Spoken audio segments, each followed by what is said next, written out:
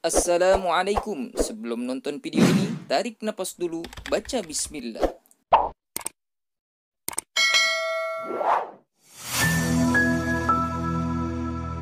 Wa antarudda anhul makruha biqadri ma tastati'u wa antarudda, dan bahwasanya engkau menolak anhu daripada tetangga al makruha yang dia benci, yang dia enggak sukai, biqadri ma tastati'u dengan seukuran apa yang engkau mampu. Maksudnya begini, maksudnya kita singkirkan segala macam hal-hal yang dia tidak suka, kita bantu semampu kita. Contoh, tetangga kemalingan, tolong, ada maling, kita buru-buru keluar. Kita buru, ada apa bang? Itu barusan maling ngambil duit saya, berapa duit? 300.000. 300.000 juga duit. Bagi orang susah masih gitu berharga. Kalau bagi orang kaya, biar 300.000 ini, kan gitu. Kalau orang susah mah orang boleh nyari susah banget. Gajian sebulan 750, hilang 300.000. Berharga banget, betul nggak? Maka itu akhirnya tolong dia biqadri ma tastati'u, seukuran yang kamu mampu tolongin. Ada apa Pak? Itu tuh malingnya ke sono, kita kejar, kita bantu sebisa kita, kita bantu tetangga kita. Jangan begini, bang, udah denger belum? Ngapa? Itu kan Empo Anu habis kemalingan. Masa sih? Iya, dirampok loh bang. Iya, berapa? Dirampoknya habis. Dirampok, motornya habis dibawa, mobilnya dibawa, duitnya 100 juta, rasain. Nah lo, ini ada yang begitu tuh, dengar tetangga kemalingan, kita ngomong rasain. Jangan. Kalau itu menimpa diri kita gimana? Mikirnya jangan orang. Kalau itu menimpa diri kita bagaimana coba? Maka itu harus kita perbaharui hati kita. Itu namanya hatinya lagi sakit sama tetangga. Ya Allah, kesian banget. Itu kita doain, dibacain Fatihah ya, biar supaya tuh semua yang di bawah 100 juta mobilnya ketemu Al-Fatihah. Begitu. Ada yang begitu kira-kira?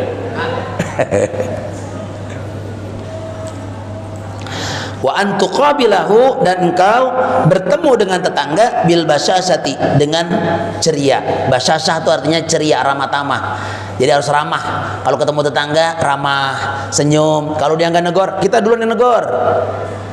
Kalau dia ketemu kita, dia nggak negor, kita duluan yang negor. Bang Sabila ketemu sama Haji Retno, ketemu begitu berpapasan, nggak negor, kata Sabila, bocah sombong orang harus sombong banget, orang negor gua, misalnya begitu. Jangan kita ngarepin ditegor, orang kita bareng-bareng sih ketemu. Siapakah yang duluan negor? Itu yang duluan negor, yang duluan dapat pahala. Yang duluan negor, duluan dapat pahala. Yang belakangan, pahalanya belakangan. Tuh. Jadi siapapun yang duluan ketemu, Assalamualaikum, waalaikumsalam. Mau kemana? Enggak, itu mau nyari minyak apa? Minyak goreng. Mau ngapain? Ono bini masak nasi goreng, kehabisan minyak goreng, kan gitu. Oh, tadi kayaknya udah dibuka dah, saya lihat. Yang mana? Ono yang warung ono. Nah, gitu. Jadi kita saling tegur sapa. Siapa yang lebih negor duluan, pahalanya duluan. Jangan lupa Assalamualaikum. Itu yang paling hebat. Nabi katakan, qala Nabi sallallahu alaihi wasallam, man kana yu'minu billahi wal yaumil akhir falyukrim jarahu. Siapa yang beriman kepada Allah dan hari akhir, falyukrim jarahu, artinya adalah hendaklah dia memuliakan tetangganya. Jadi tetangga itu adalah orang yang luar biasa. Saya ada sedikit cerita nih. Ini terjadi pada zaman Abu Hanifah. Ini Abu Hanifah nih cerita dalam kitab Ayyuhal Murid karangan Al-Habib Ali Al-Jufri. Kitabnya namanya Ayyuhal Murid. Dia saat itu punya majelis, katakanlah punya pondok. Abu Hanifah punya pondok, punya majelis ta'lim, punya pondok. Ada tetangganya orang suka banget sama Abu Hanifah, enggak suka sama sekali sama Abu Hanifah. Tiap ada orang lagi pada ngaji sama Abu Hanifah, dia sengaja bereaksi. Dia ketok-ketok tiang-tiang majelis taklim tuh, tiang-tiang pesantren, tong. Dia ketok-ketok terus sampai tujuan dia biar supaya orang yang pada ngaji nggak betah, gitu. Dia ketok lagi, kalau misalnya orangnya udah ini, dia ketok terus, dia ketok sampai itu selesai, ngetok belum juga habis. Tapi Abu Hanifah dia diam aja, nggak apa-apa, biarin aja, kata Abu Hanifah. Kemudian diulang-ulang, tiap hari dilakukan begitu, tiap hari, berbulan-bulan, bertahun-tahun, kerjaannya cuma gangguin Abu Hanifah, Imam Abu Hanifah. Lalu Imam Abu Hanifah bertanya pada suatu ketika, Dia ngaji nih, kita lagi ngaji begini nih, sepi, nggak ada yang ngetok-ketok, nggak ada yang tong-tong-tong, nggak ada yang gitu, nggak ada yang buat rese, nggak ada yang buat rese gitu. Ditanya, wahai murid-muridku, itu orang kemana udah 3 hari ini, nggak ada yang bikin ngetok-ngetok tiang-tiang kita, gitu. Kata dia begitu. Terus kata ini, wahai tuan syekh, tuan guru, ini memang belum tahu dengar kabarnya? Belum. Emang ada apa? Dia ternyata saat ini udah ditangkap sama polisi di penjara. Abu Hanifah, masa iya? Udah berapa hari? Udah sekitar 4 hari yang lalu. Masya Allah, kata Abu Hanifah, saya baru tahu. Tuh.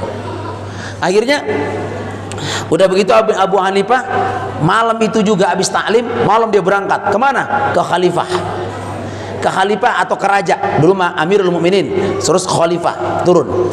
Masa Abu Hanifah itu udah khalifah, jadi kekhalifahan.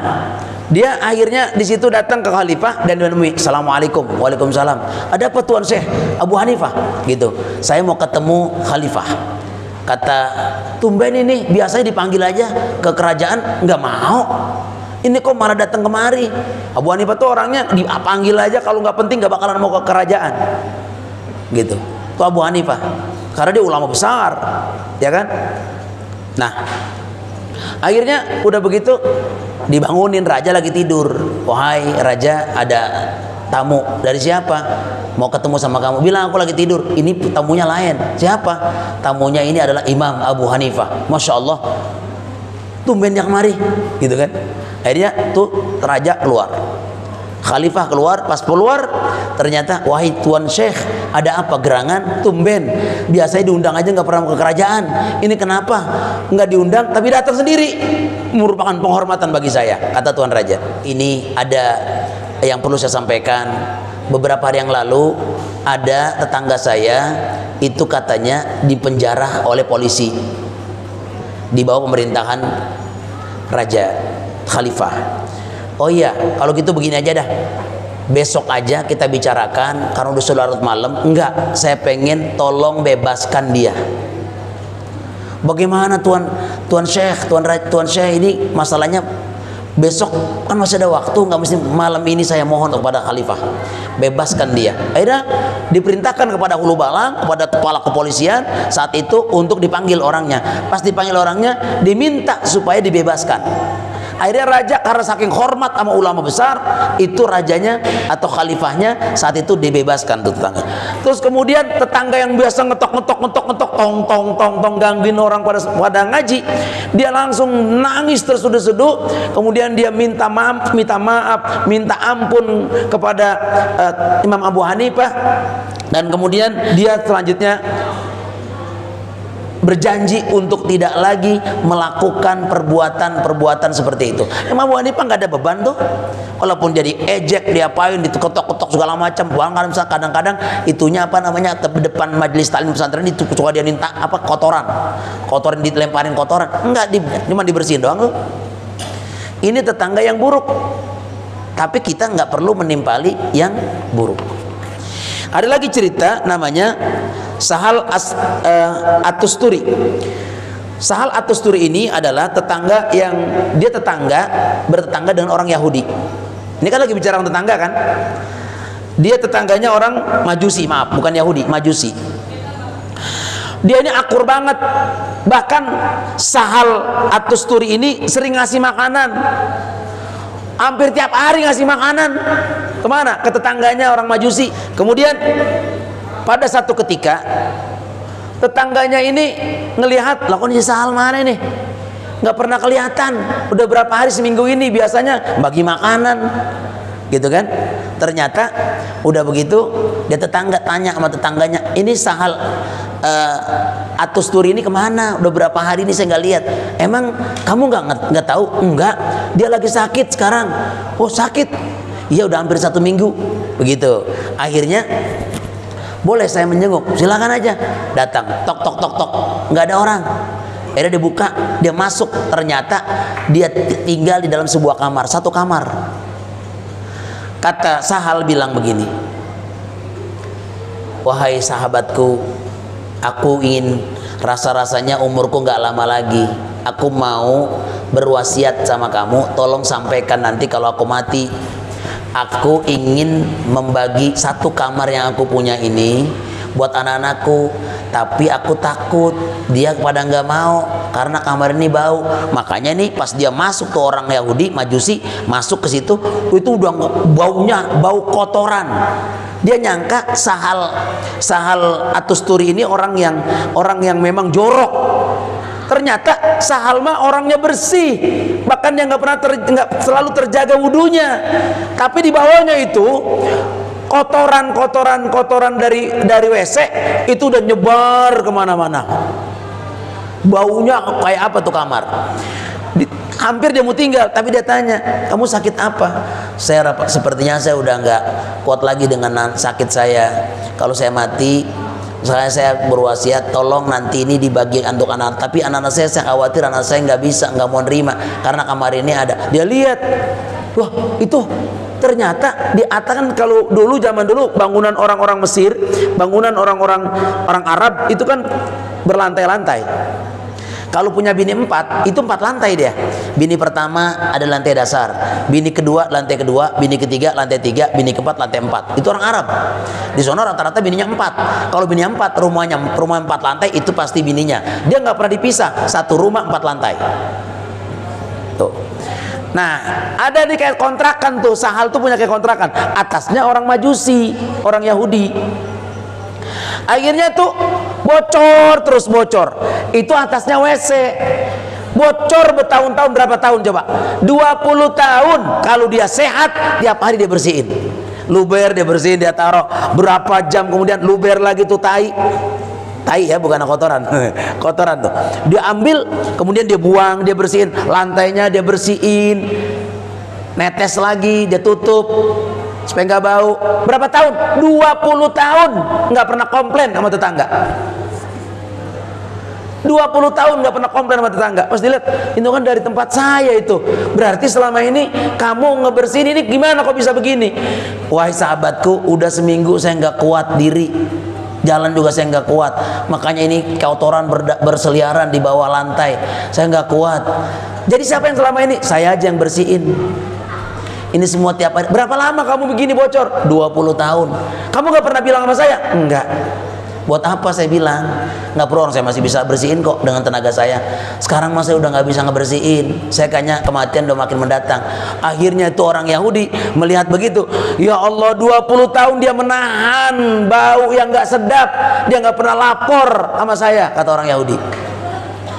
Tapi dia ikhlas menerimanya.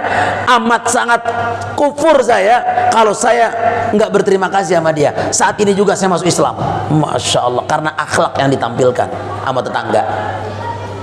Bisa kita begitu?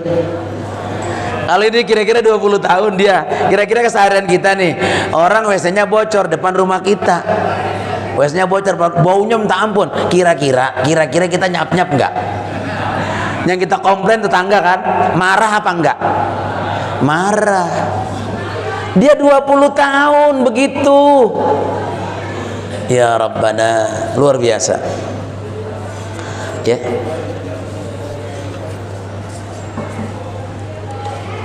Ya.